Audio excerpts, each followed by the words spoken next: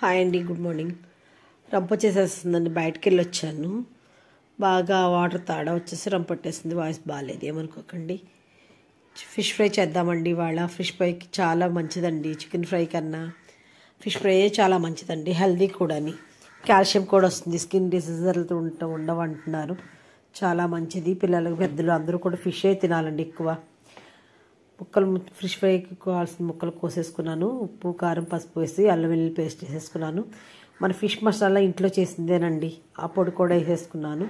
కొంచెం లైట్గా కొత్తిమీర కూడా వేసుకుని మొత్తం అంతా స్మాష్ చేసేసి ఒక హాఫ్ అన్ అవర్ అలా పక్కన పెట్టేసుకున్నానండి. దాంట్లో ఒక నిమ్మకాయ చెక్క కూడా వేసానండి.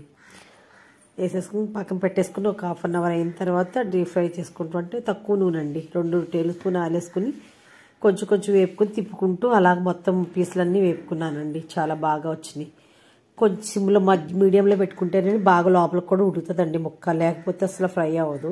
పైన ఎగురుతున్నట్టు ఉంటుంది, లోపలేమో ఏగదు, పచ్చిగా ఉంటుంది. బాగా ఎగిన తర్వాత కొంచెం కొత్తిమీర, వేడిగా ఉన్నప్పుడు కొత్తిమీర వేసుకున్నానండి. చాలా బాగుంటుందండి. ఇలా మీరు ట్రై చేసి మీకు ఎలా వచ్చిందో నాకు కామెంట్ చేయండి. సబ్స్క్రైబ్ చేసుకోండి.